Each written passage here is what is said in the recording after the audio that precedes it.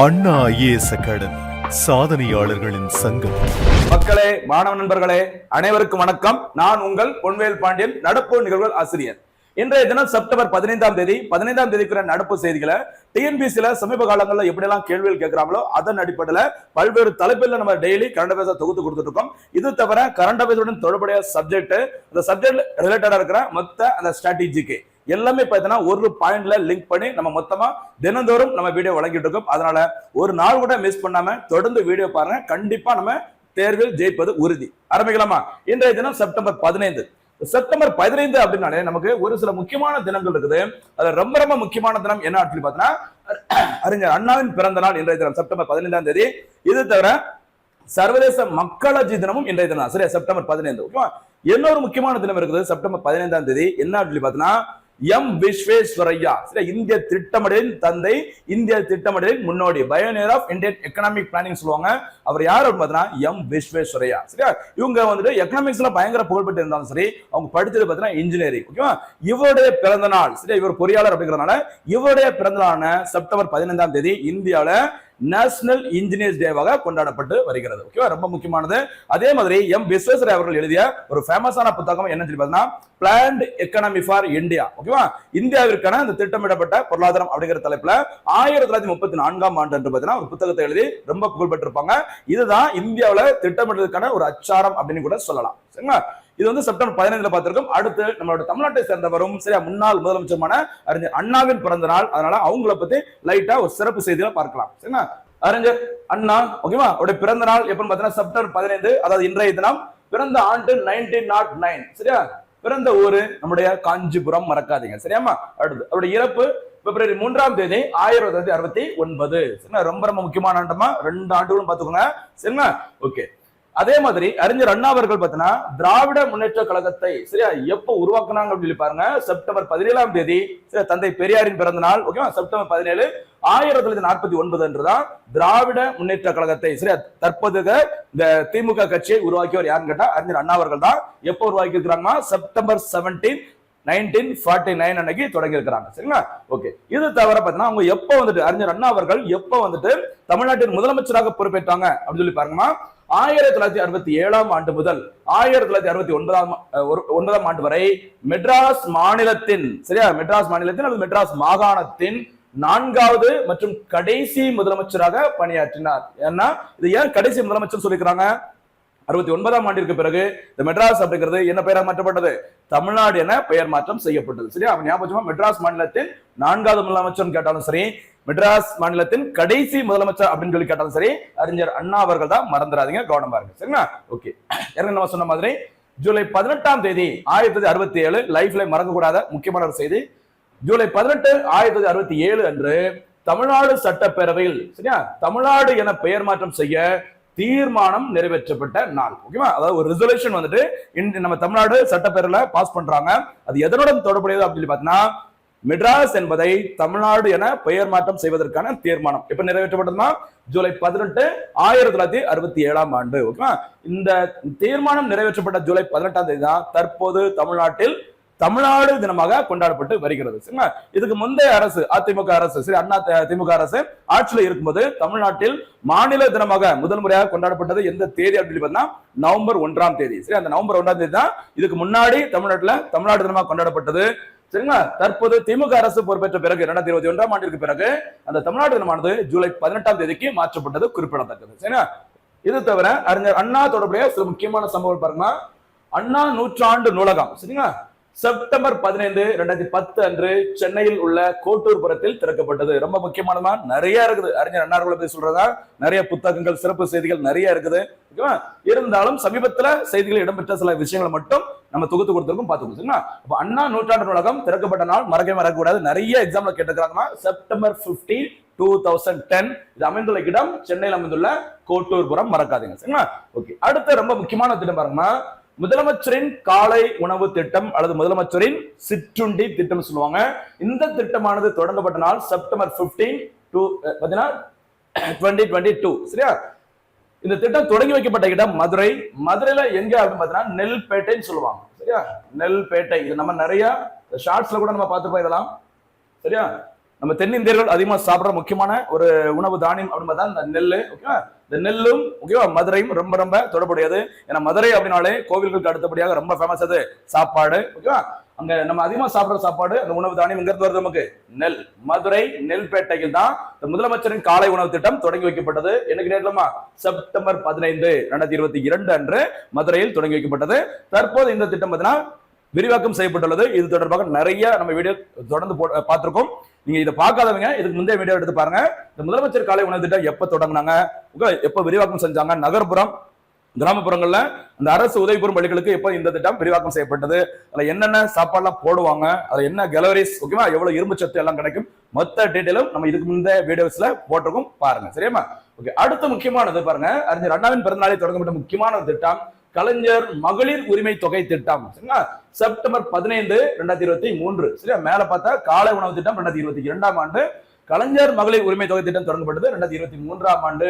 தொடங்கி வைக்கப்பட்ட இடம் சரி அறிஞர் அண்ணா அவர்கள் பிறந்த ஊரான காஞ்சிபுரம். சரி, காஞ்சிபுரத்தில் இந்த பச்சை பாஸ் ஆடவர் கல்லூரியில இந்த திட்டத்தை தற்போதைய முதல்வர் மு.க.ஸ்டாலின் அவர்கள் இந்த திட்டத்தை தொடங்கி வச்சாங்க.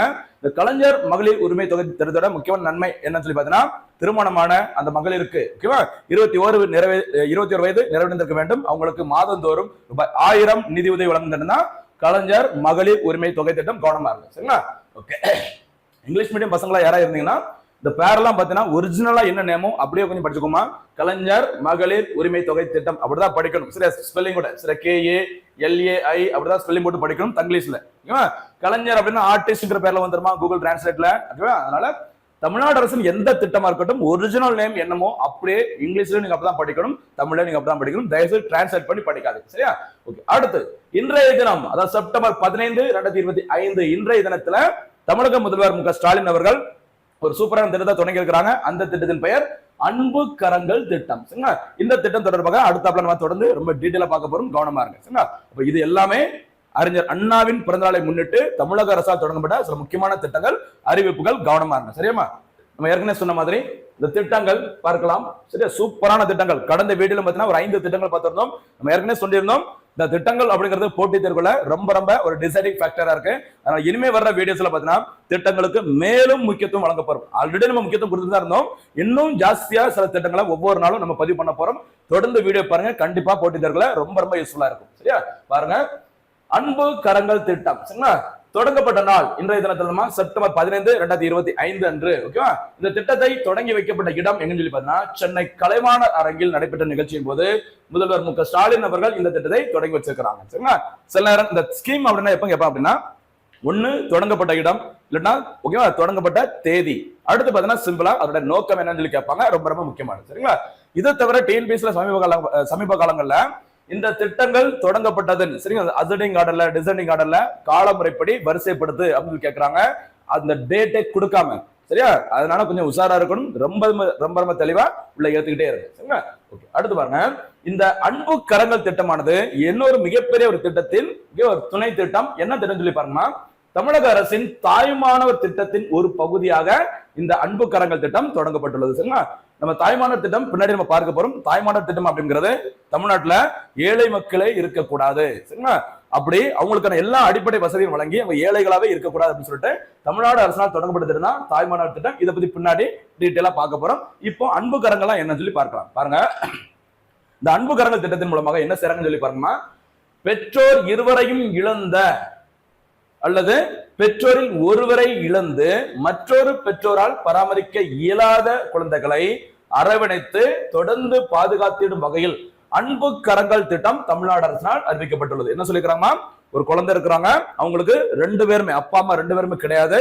அப்படிப்பட்ட சூழ்நிலை இல்லாட்டினா பெற்றோர்ல அப்பா அம்மா 2 பேர்ல யாரோ ஒருத்தவங்க இல்ல, ஓகேவா, ஒருத்தவங்க இல்லாத டைம்ல இன்னொரு பெற்றோரால் அம்மாவா இருக்கலாம் அப்பாவா இருக்கலாம், அவங்களால அந்த குழந்தையை சரியா பாத்துக்க முடியல அப்படின்னா அந்த குழந்தையை பாதுகாத்திடும் வகையில் தமிழ்நாடு அரசு தொடங்கிய திட்டம் திட்டம் அன்பு கரங்கள் திட்டம். கவனமா இருங்க. சரிங்களா?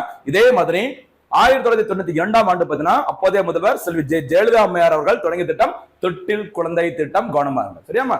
அந்த குழந்தைகளின் சரியா 18 வயது நம்ம எடுத்த அந்த அன்பு கரங்கள் திட்டத்தின் மூலம் சேர்க்கிறோம். சேர்த்ததுக்கு அப்புறமா 18 வயது வரையிலான பள்ளி படிப்பு முடியும் வரை சரியா இடைநிற்றல் இன்றி கல்வியை தொடர மாதம் ரூபாய் 2000 உதவித்தொகை வழங்கப்படும் சொல்லியிருக்கிறாங்க. சரிங்களா? அந்த குழந்தைகள் அன்பு கரங்கள் திட்டத்தின் கீழ் ஓகேவா தேர்வு செய்யப்பட்ட அந்த குழந்தைகள் பாத்தீங்கன்னா அவங்களுடைய 18 வயசு வரைக்கும் எந்த ஒரு கற்றல் இடைவெளியும் இல்லாம இருக்கிற மாதிரி மாதந்தோறும் எவ்வளவு உதவித்தொகை கொடுக்கிறோமா ரூபாய் 2000 உதவித்தொகை வழங்கப்படுகிறது. ஓகேவா? மேலும் அது வந்து ஸ்கூல் எஜுகேஷன் வரைக்கும் சார். மேலும் பள்ளி படிப்பை முடித்த பின்னர் கல்லூரி மற்றும் உரிய திறன் மேம்பாட்டு பயிற்சிகளும் அவர்களுக்கு வழங்க வழிவகை செய்யப்படும் சொல்லியிருக்காங்க. சரி, முதல்ல ரொம்ப சூப்பரான திட்டம். 2 பேரண்ட்ஸ் இல்லாம இருக்கிறாங்க ஒரு குழந்தைகள், அவங்களா இருக்கலாம், அல்லது ஒரு அப்பா அம்மா 2 பேர்ல யாரோ ஒருத்தவங்க இல்லாம இன்னொரு அப்பா அல்லது அம்மாவா ஓகேவா இன்னொரு நபரால் அந்த குழந்தையை சரியா வளர்க்க முடியல அப்படின்னா அந்த குழந்தையை ஓகேவா பாதுகாத்துடும் வகையில் தான் தமிழ்நாடு அரசு என்ன ஸ்கீம் தொடங்கி இருக்கிறாங்க, அன்பு கரங்கள் திட்டம். அறிஞர் அண்ணாவின் பிறந்த நாளை முன்னிட்டு செப்டம்பர் 15, 2025 அன்று சென்னை கலைவாண அரங்கில் இந்த திட்டத்தை தொடங்கி வச்சிருக்காங்க தற்போதைய முதல்வர் மு.க. ஸ்டாலின் அவர்கள். இந்த திட்டத்தின் மூலம் அந்த குழந்தைகளுக்கு +2 வரைக்கும் படிக்கிற வரைக்கும், அதாவது 18 வயது வரைக்கும் பார்த்தீங்கன்னா அவங்களுக்கு மாதந்தோறும் எவ்வளவு உதவி கொடுப்பாங்க, ரூபாய் 2000. ரொம்ப ரொம்ப முக்கியமான திட்டம், கவனமா இருக்கு. சரியா? ஏற்கனவே சொன்ன மாதிரி முதலமைச்சரின் தாய்மானவர் திட்டம். சரி, இந்த தாய்மானவர் திட்டத்தின் கீழ் தான் இந்த அன்பு கரங்கள் திட்டம் தொடங்கப்பட்டுள்ளது, கவனமா இருக்கு. சரியா? சரி, இந்த முதலமைச்சரின் தாய்மானவர் திட்டம் தொடங்கப்பட்ட நாள் பார்த்தீங்கன்னா முறைப்படி ஆகஸ்ட் 12, 2025. அதுவும் சமீபத்துல தான் தொடங்கி இருக்கிறாங்க. ரொம்ப ரொம்ப முக்கியமான திட்டம், பாருங்க. சரிங்களா? முதலில் தொடங்கப்பட்ட இடம், இந்த திட்டமானது முதலில் தொடங்கப்பட்ட இடம் சென்னை தண்டாயர்பேட்டை கோபால் நகர் மற்றும் அன்னை சத்யா நகர். சரியா? முதல்ல சென்னையில இருக்க தண்டாயர்பேட்டையில தான் இந்த திட்டம் முதல் முறையாக தொடங்கி வைக்கப்பட்டுள்ளது. ஓகேவா? இந்த திட்டத்தின் இலக்கு என்னன்னு சொல்லி பாருங்கம்மா, 2026ஆம் ஆண்டிற்குள், அதாவது அடுத்த ஆண்டு. சரியா? இப்ப டிஎம்கே பீரியட் பாத்தீங்கன்னா 2021 ஆரம்பித்தது, 5 ஆண்டு கால ஆட்சி பாத்தீங்கன்னா 2026 முடியும். சரியா? அந்த 2026ஆம் ஆண்டிற்குள் 5 லட்சம் ஏழை குடும்பங்களை வறுமையில் இருந்து மீட்டெடுக்க வேண்டும். அதுதான் முதலமைச்சர் தாய்மானவர் திட்டத்தின் முக்கியமான நோக்கம், கவனமா இருக்குமா? இந்த மாதிரி கூட கேட்கலாம், இலக்குகளை கொடுத்து இது எந்த திட்டம் சொல்லி கேட்கலாம், கவனமா இருங்க. சரியா? ஒரு திட்டத்தின் நோக்கம் வேற என்னலாம், சரி அந்த அன்பு கரங்கள் பார்த்திருக்கோம். இது தவிர சமீபத்துல என்ன நோக்கங்களை கொண்டு இந்த திட்டம் செயல்படுத்தப்பட்டு வருகிறது அப்படி சொல்லி பாருங்கம்மா. 70 வயதிற்கு மேற்பட்ட முதியவர்கள், பொதுவா முதியவர்கள் அல்லது சீனியர் சிட்டிசன் அப்படி பார்த்தாலே 60, 65 வயது அந்த மாதிரி நினைச்சிட்டு இருப்போம். சமீப காலமாவே சில திட்டங்கள்ல முதியோர்கள் அப்படின்னாலும் சரி இந்த 70 வயது அந்த கேட்டகரியில தான் நிறைய பேர் உள்ள சேர்த்துக்கிறாங்க, கவனமா இருக்கு. சரிங்களா? பாருங்கம்மா, 70 வயதிற்கு மேற்பட்ட முதியவர்கள், மாற்றுத்திறனாளிகள் அவங்களுடைய குடும்ப அட்டைதாரர்களின் இல்லத்திற்கு சென்று அரிசி, சர்க்கரை உள்ளிட்ட ரேஷன் பொருட்களை விநியோகம் செய்வதற்காக தான் இந்த திட்டம் தொடங்கப்பட்டுள்ளது. ஞாபகம், இது ஒரு நோக்கம், கவனமா இருங்க. 70 வயதிற்கு மேற்பட்ட முதியோர்கள், மாற்றுத்திறனாளிகள் இவங்கெல்லாம் ரேஷன் கடைக்கு போயிட்டு இந்த கியூல நின்று அந்த பொருட்களை வாங்குறது கஷ்டம். அதனால அவங்களுடைய வீட்டுக்கே இல்லத்திற்கே தேடி இந்த ரேஷன் பொருட்களை வழங்குவதற்காக தான் ஆகஸ்ட் 12, 2025 அன்று இந்த திட்டம் தொடங்கப்பட்டுள்ளது. சரிங்களா? மொத்தத்துல 2026ஆம் ஆண்டிற்குள் இந்த மாதிரி எல்லா அடிப்படை வசதிகளும் வழங்கி இந்தியாவில தமிழ்நாட்டுல எது இருக்கக்கூடாது, ஏழை மக்களே இருக்கக்கூடாது அப்படின்னு சொல்லிட்டு இலக்கு நிர்ணயம் பண்ணிக்கிறாங்க, கவனமா இருக்கு. சரி, அடுத்து பாருங்க, அன்பு சோலை மையங்கள். சரி, ரொம்ப முக்கியமானது பாருங்க, அன்பு சோலை. சரி, அன்பு கரங்கள் பார்த்தாச்சு. அதே மாதிரி நீங்க தப்பு பண்ணிக்கூடாது, இன்னொரு திட்டத்தையும் சேர்த்து கொடுத்துருக்கோம் பாருமா, அன்பு சோலை மையங்கள். சரிங்களா? இந்த திட்டம் அறிவிக்கப்பட்டது 2025, 26, அதாவது தமிழ்நாடு அரசின் கடைசியாக தாக்கல் செய்யப்பட்ட அந்த பட்ஜெட். சரி, 2025, 26 நிதியாண்டிற்கான பட்ஜெட்டின் போது அறிவிக்கப்பட்ட ஒரு முக்கியமான திட்டம் அன்பு சோலை மையங்கள். சரிங்களா? இது யாருக்கான முக்கிய திட்டம் சொல்லி பாருங்க, மூத்த குடிமக்கள். சரி, மூத்த குடிமக்களுக்கான பராமரிப்பு மையம். சரிங்களா? இந்த திட்டத்தின் மூலமாக சரி தமிழ்நாடு முழுமைக்கும் பார்த்தீங்கன்னா 25 அன்பு சோலை மையங்கள் உருவாக்கப்படும் என அறிவிக்கப்பட்டுள்ளது. ரொம்ப ரொம்ப முக்கியமான திட்டம். சரிங்களா? மொத்தத்துல முதியோர்கள், மாற்றுத்திறனாளிகள், குழந்தைகள் எல்லாருக்கும் நிறைய திட்டங்களை சமீப காலமே தமிழ்நாடு அரசு அறிவிச்சிருக்கிறாங்க. எல்லாமே தேர்வு நோக்கில ரொம்ப ரொம்ப முக்கியமானது, கவனமா இருக்கும். சரியாமா? காக்கும் கரங்கள் அமைப்பு, இந்த வார்த்தையை பார்த்துக்கோமா, காக்கும் கரங்கள் அமைப்பு. சரிங்களா? பின்னாடி ஒரு திட்டம் ஒண்ணு வரும். இது வந்து காக்கும் கரங்கள் ஒரு ஆர்கனைசேஷன், ஒரு அமைப்பு. பாருங்க, இந்த காக்கும் கரங்கள் அமைப்பானது உருவாக்கப்பட்ட வருஷம் 2021ஆம் ஆண்டு. சரிங்களா? இந்த அமைப்பினை தொடங்கியது யாருன்னு சொல்லி பாருங்க, சென்னை காவல்துறை தொடங்கி இருக்கிறாங்க. சரிங்களா? சென்னை காவல்துறை, கவனமா இருக்குமா? இந்த அமைப்பு தொடங்கப்பட்டது முக்கியமான நோக்கம் என்னன்னு சொல்லி பாருங்க, சென்னையில், ஏன்னா சென்னை காவல்துறை தொடங்கினது, சென்னையில் சுற்றி தெரியும் ஆதரவற்ற நபர்கள், மனநலம் பாதிக்கப்பட்டவர்களை மீட்டு அவர்களை காப்பகங்களில் சேர்ப்பது அல்லது அவர்களின் குடும்பத்தினுடன் இணைப்பது, இதுதான் இந்த அமைப்பின் முக்கியமான நோக்கம். ஆதரவுக்கு தெரியறவங்க, சரி மனநலம் பாதிக்கப்பட்டவங்க, இவங்க எல்லாம் தெருவில் சும்மா சுத்திட்டு இருப்பாங்களா, அவங்கள மீட்டெடுத்து அவங்கள ஏதாச்சும் ஒரு நல்ல காப்பகங்களில் சேர்க்க வேண்டும். இல்லாட்டினா அவங்கள ஓரளவுக்கு குணப்படுத்தி என்ன சம்பந்தப்பட்ட அவங்களுடைய குடும்பத்தினரிடம் மீண்டும் ஒப்படைக்க வேண்டும், இணைக்க வேண்டும் அப்படி சொல்லிட்டு என்ன தெரிந்து தொடங்கி இருக்கிறாங்க, காக்கும் கரங்கள் அமைப்பு. சரியா? நல்லா ஞாபகம், காக்கும் கரங்கள் அமைப்பு தொடங்கியது சென்னை காவல்துறை. அடுத்து பாருங்க, ரொம்ப முக்கியமானது, முதல்வரின் காக்கும் கரங்கள். அங்க காக்கும் கரங்கள் அமைப்பு பார்த்திருக்கோம். இங்க பாக்குறது முதல்வரின் காக்கும் கரங்கள் திட்டம். சரியா, கவனமா இருங்கம்மா, விட்டுறக்கூடாது. சரிங்களா? ஓகே. திட்டம் அறிவிக்கப்பட்டது ஆகஸ்ட் 15, 2024. சரியா, 2024ஆம் ஆண்டிற்கான தமிழ்நாடு, சரியா, இந்தியாவின் சுதந்திர தின உரையின் போது தமிழக முதல்வர் மு.க.ஸ்டாலின் அவர்களால் அறிவிக்கப்பட்ட ஒரு முக்கியமான திட்டம் தான் இந்த முதலமைச்சரின் காக்கும் கரங்கள் திட்டம். சரிங்களா, அறிவிச்சது 2024 சுதந்திர தின வரை. ஓகேவா? அதன் பிறகு முறைப்படி இந்த திட்டம் தொடங்கப்பட்டது சமீபத்துல ஆகஸ்ட் 19ஆம் தேதி வருஷம் பார்த்தோம்னா 2025. ஆகஸ்ட்ல நிறைய திட்டங்கள் இருக்கு பாத்துக்கோமா. சரிங்களா, ஜூலைல திட்டங்கள் இருக்குது, ஆகஸ்ட்ல நிறைய இருக்குது, ஏப்ரல் மாசம் கலைஞர் கைவினை திட்டம் நிறைய ரீசெண்டா உள்ளது. வேணா பாருங்க, எல்லாமே கண்டிப்பா வரும் தேர்தல் கேட்பாங்க. சரிங்களா? சரி, இந்த முதலமைச்சரின் காக்கும் கரங்கள் திட்டம் எதற்காக தொடங்கப்பட்டதுன்னு சொல்லிப்பாங்க. முன்னாள் படை வீரர்கள், சரியா, அதாவது சிம்பிளா சொல்றதா ராணுவத்திலிருந்து ஓய்வு பெற்றவங்க, சரியா, அல்லது ஏதாச்சும் கை கால்கள் ஏதாச்சும் பிரச்சனை மாற்றுத்திறனாளிகளை மாறினவங்க, அவங்களோட குடும்பத்தினருக்கு சரிங்களா தொழில் தொடங்குவதற்கு தேவையான கடன் உதவியை வழங்கும் திட்டம் தான் இந்த முதலமைச்சரின் காக்கும் கரங்கள் திட்டம். கவனமாக சரிங்களா பாருங்க. இந்த திட்டத்தில் முன்னாள் படை வீரர்களின் மறுமணம் ஆகாத கைம்பெண்கள், சரியா, படையின் போது இறந்த படை வீரர்களின் கைம்பெண்கள், தகுதியுள்ள முன்னாள் படை வீரர்களின் மகன்கள் மற்றும் மனமாகாத கணவனை இழந்த மகள்கள் இந்த திட்டத்தின் மூலம் பயன்பெற முடியும். சரிங்களா, ரொம்ப ரொம்ப முக்கியமானமா. யாரெல்லாம் இதுல நன்மை அடைவாங்க அப்படின்னு சொல்லி கேட்கும்போது இதை நோட் பண்ணிக்கோங்க, ரொம்ப முக்கியமானது. இந்த திட்டத்தின் கீழ் அவர்கள் தொழில் தொடங்க, சரியா, ரூபாய் 1 கோடி வரை வங்கிகள் மூலம் கடன் பெறுவதற்கு வழிவகை செய்யப்படும். சரிங்களா, அப்ப பாத்தீங்கன்னா ராணுவத்திலிருந்து, ஓகேவா, ஏற்கனவே ஒர்க் பண்ணவங்க, இல்லாட்ட ராணுவத்துல உயிரிழந்தவங்க, அவங்க ஏதாச்சும் பாதிப்பு ஏற்பட்டவங்க, அவங்களுக்கும் சரி, அவங்க குடும்பத்தினருக்கும் சரி, தொழில் தொடங்குவதற்கு ரூபாய் 1 கோடி வரைக்கும் சரிங்களா கடன் உதவி வழங்கும் திட்டம் தான் முதலமைச்சரின் காக்கும் கரங்கள் திட்டம். முறைப்படி தொடங்கப்பட்டது ஆகஸ்ட் 19, 2025. மறக்காதீங்க. சரியாமா? சரி, கூடுதல் செய்தி பாருங்க. இந்த திட்டம் ரொம்ப முக்கியமான திட்டம். இது அதனால கொஞ்சம் டீடைலா பார்க்கலாம். இந்த திட்டத்தின் மூலம், சரி, முதலமைச்சரின் காக்கும் கரங்கள் திட்டத்தின் மூலமாக சரிங்களா தொடங்கப்படும் தொழில்களுக்கு வழங்கப்படும் கடன் தொகையில், அதாவது அதிகபட்சம் 1 கோடி சொன்னால 1 கோடியா இருக்கலாம், கொஞ்சம் கம்மியாவும் இருக்கலாம். அதிகபட்சம் லிமிட் பார்த்தீங்கன்னா 1 crore. கவனமா இருங்க. சரியா, அந்த கடன் தொகையில் 30% மூலதன மானியம், கேபிட்டல் சப்சிடியா 30% கொடுக்குறாங்க அரசே. சரியா, இப்ப 1 கோடி ரூபாய் அப்படின்னா 30 லட்சம் ரூபாய்க்கான அமௌண்ட் அரசே செலுத்தும் சொல்லிக்கிறாங்க. அதான் 30% மூலதன மானியம், சரி, கேபிட்டல் சப்சிடி. 3% வட்டி மானியம், இன்ட்ரெஸ்ட் சப்சிடி 3% கொடுக்குறாங்க. இதுவும் கூடுதல் சிறப்பு. கவனமாக. சரிங்களா? ஓகே. அதே மாதிரி இந்த திட்டத்தில் சேர்வதற்கான முன்னாள் படை வீரர்களுக்கு அதிகபட்ச வயது வரம்பு 55க்குள்ள இருக்க வேண்டும் சொல்லிக்கிறாங்க. ஓகேவா? அதே போல் திருமணம் ஆகாத மகன் மற்றும் கணவனை இழந்த அந்த மகளின் குறைந்தபட்ச வயது 25 ஆகும். அந்த ராணுவ வீரரோட, ஓகேவா, திருமணமாகாத மகள் அல்லது மகன், கணவனை இழந்த மகளின் குறைந்தபட்ச வயது 25 வயசா இருக்கணும்னு சொல்லியிருக்காங்க. முன்னாள் படை வீரர்களின் கைம்பெண்களின் குறைந்தபட்ச வயது 21, அதிகபட்ச வயது 55 அப்படிங்கிற மாதிரி சொல்லிக்கிறாங்க. சரி, சில நேரங்களில் இந்த வயது வரம்பு தொடர்பாகவும் கொஸ்டின் கேட்கலாம். கவனமா இருக்கு. மேலும் விண்ணப்பதாரர் தமிழ்நாட்டை சேர்ந்தவராக கண்டிப்பாக இருப்பது அவசியம் சொல்லிக்கிறாங்க.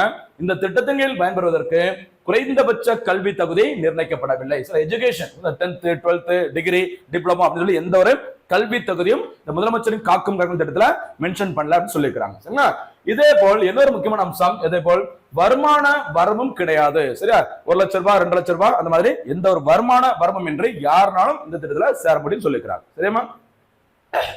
ரொம்ப முக்கியமான கவனமா இருக்கும். சரிங்களா, அடுத்ததாக 2 விருதுகள், இன்றைய செய்திகள் இடம்பெற்ற விருதுகள். சரிங்களா, அப்போ நம்ம முதலமைச்சரின் காக்கும் கரங்கள் திட்டம் பார்த்திருக்கோம், காக்கும் கரங்கள் அமைப்பு பார்த்திருக்கோம்.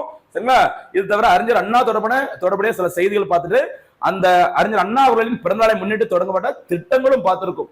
சரிங்களா, ரொம்ப முக்கியமான ஒரு ஏரியா இன்றைய தினத்துல எனக்கு தெரிஞ்சு அடுத்த தேர்வுகளுக்கு கண்டிப்பா கேட்கக்கூடிய ஒரு ஏரியா. கவனமா இருக்கும். அடுத்து இன்றைய தினத்துல செய்திகள் இடம்பெற்ற முக்கியமான 2 விருதுகள் பார்க்கலாம். ஒண்ணு முதலமைச்சரின் அண்ணா பதக்கம், அடுத்த பக்கத்துல வரப்படுறது காந்தியடிகள் காவல் பதக்கம். சரிங்களா, இந்த ரெண்டுக்கும் என்ன அப்படின்னு சொல்லி பார்த்தா, இரண்டுமே காவல்துறையில் சிறப்பாக பணியாற்றி வழங்கப்படுகிற ஒரு விருது தான். ஆனா என்ன டிஃபரெண்ட் அப்படின்னு சொல்லி பார்த்தீங்கன்னா, இந்த முதலமைச்சரின் அண்ணா பதக்கம் என்பது காவல்துறையில், ஓகேவா, தொடர்ந்து சிறப்பான பணியை யாரு ஆற்றாங்களோ அவங்களுக்கு அரசினால் வழங்கப்படும் விருது தான் முதலமைச்சரின் அண்ணா பதக்கம். சரியா, காந்தியடிகள் காவல் பதக்கம் என்பது அந்த கள்ளச்சாரை ஒழிப்பு, மது விலக்கு, இதெல்லாம் எந்த காவல்துறை அதிகாரிகள் சிறப்பான பணியாற்றாங்களோ அவங்களுக்கு காந்தியடிகள் காவல் பதக்கம் தமிழக அரசினால் வழங்கப்படுகிறது.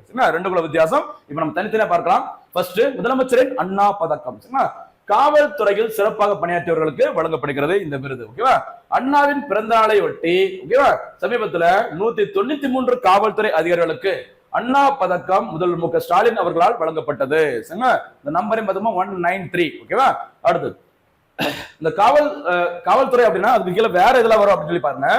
தமிழ்நாட்டில் காவல்துறை, தீயணைப்பு மற்றும் மீட்பு பணிகள் துறை, சிறைகள் சீர்திருத்த பணிகள் துறை, ஊர்காவல் படை, விரல் ரகை பிரிவு மற்றும் தடய அறிவியல் துறைகளில் சிறப்பாக பணியாற்றிய அலுவலர்கள் மற்றும் பணியாளர்களை அங்கீகரிக்கும் வகையில் இந்த பதக்கம் வழங்கப்படுகிறது. சரி, அப்ப கிட்டத்தட்ட காவல்துறையுடன் தொடர்புடைய நம்மளை பாதுகாக்கிற எல்லாருக்கும் சிறப்பான பணியாற்றியவர்கள் அனைவருக்கும் வழங்கப்படுகிற முக்கியமான விருது என்ன விருதுமா?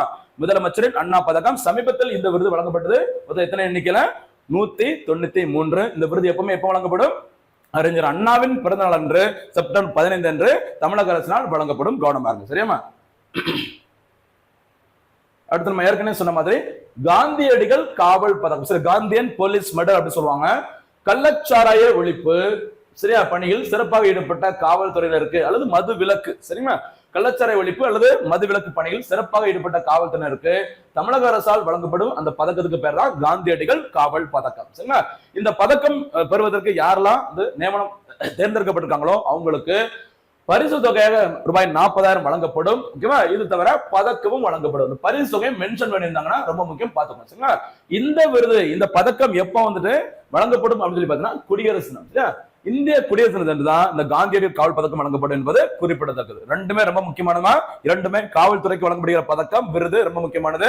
அண்ணா பேர்ல வழங்கக்கூடியது என்னன்னு சொல்லி பாத்தீங்கன்னா காவல் பணியில் சிறப்பாக தொடர்ந்து யார் ஈடுபட்டாங்களோ அவங்களுக்கு வழங்கப்படும். காந்தியடிகள் காவலர் பதக்கம் என்பது கள்ளச்சாராயம் அல்லது மது ஒழிப்பில் யாரு சிறப்பான பங்காற்றாங்களோ அவங்களுக்கு வழங்கப்படுகிற ஒரு பதக்கம். கவனமா இருங்க. இந்த காந்தியடிகள் காவலர் பதக்கம் இந்திய குடியரசு தினத்தன்று வழங்கப்படும் என்பது குறிப்பிடத்தக்கது, மறக்க கூடாது. சரியா? அடுத்து பாருங்கம்மா, அடுத்து முக்கியமான ஒரு தேசிய தினம் பாருங்க. தேசிய ஹிந்தி தினம், அதாவது நேற்றைய தினத்துல பாத்தீங்கன்னா ஒவ்வொரு ஆண்டும் செப்டம்பர் 14ஆம் தேதி அன்று கொண்டாடப்படுகிறது. இந்தியாவில நேஷனல் ஹிந்தி டே செப்டம்பர் 14 அன்னைக்கு நம்ம கொண்டாடுறோமா? இது என்ன ரீசன் சொல்லி பாருங்க.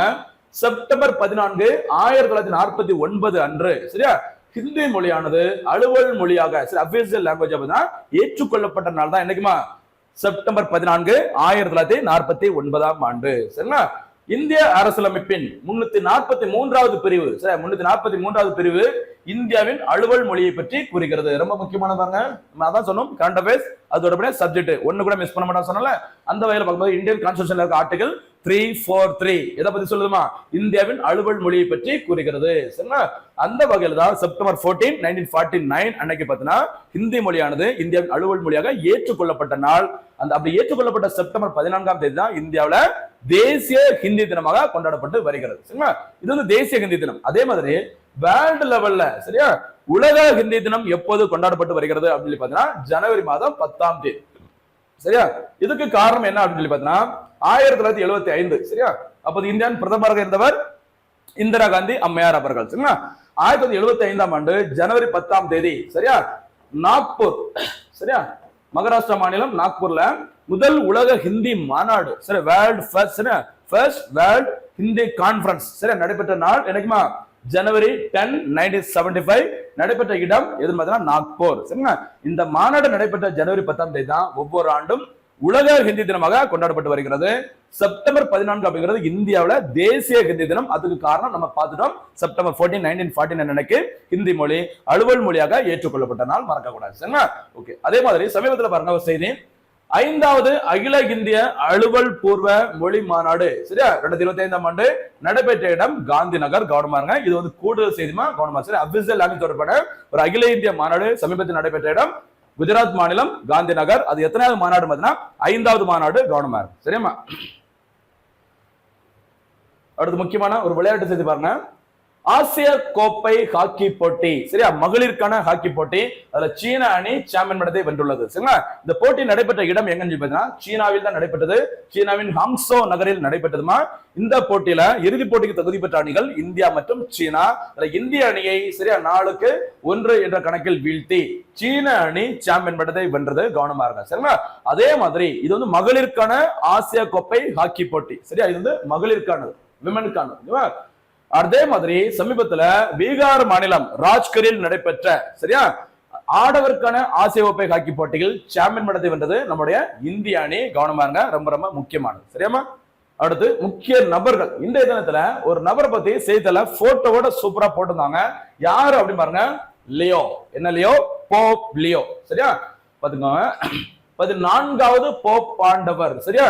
14வது போப் ஆண்டவருக்கு இன்றைய தினம் பாத்தீங்கன்னா செப்டம்பர் 15ஆம் தேதி பாத்தீங்கன்னா உங்களுக்கு 70வது பிறந்த ஆண்டு அப்படின்னு சொல்லி போட்டிருந்தாங்க. எத்தனையாவது பிறந்த ஆண்டுங்கிறது நமக்கு முக்கியம் கிடையாது. சமீபத்துல தற்போது போப் ஆண்டவராக இருப்பவர் யார், அவர் எத்தனையாவது போப் ஆண்டவர் அப்படின்னு கேட்கலாம். கொஞ்சம் கவனமா இருங்க. சரிங்களா? அவரோட பேர் பாத்தீங்கன்னா போப் லியோ. அவங்க பாத்தீங்கன்னா 14வது போப் ஆண்டவர். கவனமா இருங்க. சரிங்களா? இவங்க தான் கத்தோலிக்க திருச்சபையின் தலைவராக இருப்பாங்க. இதுல ஒரு சிறப்பு என்னன்னு பாத்தீங்கன்னா, இந்த போப் லியோ அவர்கள் அமெரிக்காவில் பிறந்த முதல் போப்பாண்டவர் என்ற பெருமை பெற்றுள்ளார். இந்த போப் லியோ 14வது போப்பாண்டவர். கவனமா இருங்க. சரியாமா? கடைசியாக இன்றைய தினத்திற்கான சூப்பர் 6 கேள்விகள். அதுல முதல் சூப்பர் 6 கேள்வி பாருங்க, தமிழ்நாடு தினம் எப்போது கொண்டாடப்பட்டு வருகிறது? எந்த தேதியில தமிழ்நாடு தினம் கொண்டாடப்படுகிறது? முடிஞ்ச அதற்கான காரணம் என்னங்கிறதையும் பதில சொன்னீங்கன்னா சூப்பரா இருக்கும். உங்களுக்கு லைஃப்ல மறக்காது, அதுக்காக சொல்றேன். சரியா? அடுத்து செகண்ட் கொஸ்டின்ஸ் பாருங்க, தமிழக அரசின் அன்பு கரங்கள் திட்டம் எப்போது தொடங்கப்பட்டது? ரொம்ப ரொம்ப முக்கியமானது. அடுத்து கொஸ்டின் நம்பர் 3 பாருங்க, முதலமைச்சரின் தாய்மானவர் திட்டம் எப்போது தொடங்கப்பட்டது? ஓகேவா? அடுத்து 4வது கேள்வி, முதலமைச்சரின் அன்பு சோலை திட்டம் எதனுடன் தொடர்புடையது? எப்ப தொடங்கினாங்க? என்ன நோக்கம் அப்படிங்கிறத பதில சொல்லுங்க. 5வது ரொம்ப முக்கியமான கேள்வி பாருங்க, முதல்வரின் காக்கும் கரங்கள் திட்டம் எப்போது எதற்காக தொடங்கப்பட்டது? அதனுடைய நோக்கத்தை நான் கேட்டிருக்கேன், கொஞ்சம் கவனமா பதில் சொல்லுங்க. சரியா? கடைசி கேள்வி பாருங்க, தமிழக அரசின் காந்தியடிகள் காவல் பதக்கம் எதற்காக வழங்கப்படுகிறது? சரியா? அது எப்போது வழங்கப்பட்டது அப்படிங்கறத சொன்னீங்கன்னா இன்னும் சிறப்பா இருக்கும். சரிங்களா? மக்களே, நண்பர்களே, திருப்பி சொல்றோமா, ஒவ்வொரு தேர்விலும் எப்படி சமீப காலங்களில் கேள்வி கேட்கிறாங்களோ அதன் அடிப்படையில் நடப்பு செய்தியில சூப்பரா தொகுத்து கொடுத்திருக்கும். சில ஸ்பெஷல் ஏரியாவும் போக்கஸ் பண்ணி தினந்தோறும் கொடுத்திருக்கும். அதனால ஒரு நாள் கூட வீடியோவை பார்க்கறதுக்கு மறந்துடாதீங்க. சப்போஸ் மறந்தா கூட அடுத்த நாள் சேர்த்து அதை பார்க்காம அதை மிஸ் பண்ணிடாதீங்க. அவ்வளவுதான் சொல்றேன். சரிங்களா? தொடர்ந்து எல்லா கேள்விக்கும் சிறப்பான முறையில் கண்டிப்பா பதில் சொல்லிடுவாங்க. தேர்வில் நம்ம ஜெயிப்பது உறுதி. மீண்டும் சந்திக்கலாம். நன்றி, வணக்கம்.